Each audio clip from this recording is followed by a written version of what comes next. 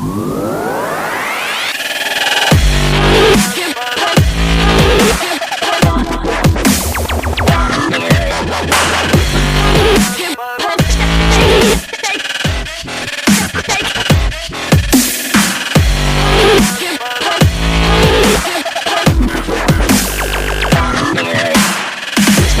after your inauguration, you will face a crisis. All presidents do. What crisis have you experienced in your life that suggests you've been tested and can face that inevitable challenge? As you might expect, President Obama's full-throated defense of his strategy against ISIS in the wake of the Paris massacre is drawing intense reaction from Republicans tonight, hoping to replace him in a little more than a year. Senior political correspondent Mike Emanuel tells us what they're saying.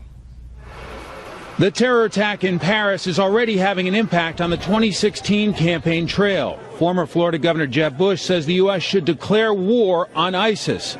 Others, like Texas Senator Ted Cruz, are emphasizing how they'd handle those fleeing the region if they were commander-in-chief. We shouldn't be bringing in tens of thousands of Syrian Muslim refugees. Instead, we should be resettling them humanely in Middle Eastern countries that are majority Muslim. Cruz's call yesterday to allow Christian refugees into the country, saying there's not a meaningful risk that they will commit terrorist acts, hit a nerve with President Obama.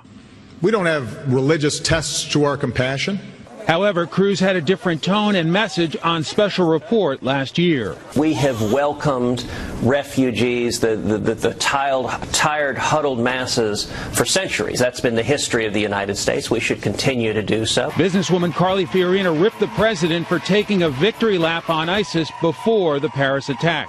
ISIS is not a JV team, Mr. President. They are not contained. They are at our shores, and they measure their victory in body count. A day after Dr. Ben Carson seemed to struggle on Fox News Sunday on how he'd build a coalition to fight ISIS, in Nevada, Carson read a statement from his phone calling on Congress to strip public funding for resettling refugees and suggested a different kind of screening.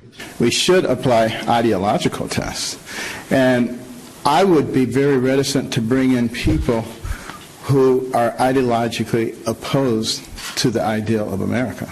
Yesterday, Florida Senator Marco Rubio said it's impossible to vet those fleeing Syria. We won't be able to take more refugees. It's not that we don't want to, it's that we can't, because there's no way to background check someone that's coming from Syria. The Statue of Liberty says, bring us your tired and your weary. It didn't say, bring us your terrorists. Meanwhile, New Jersey Governor Chris Christie, a former U.S. attorney, played to his strength by emphasizing getting tough on terror. We must never allow this cult of evil to take hold in our country or to live amongst us. It is the antithesis of what it means to be a free American.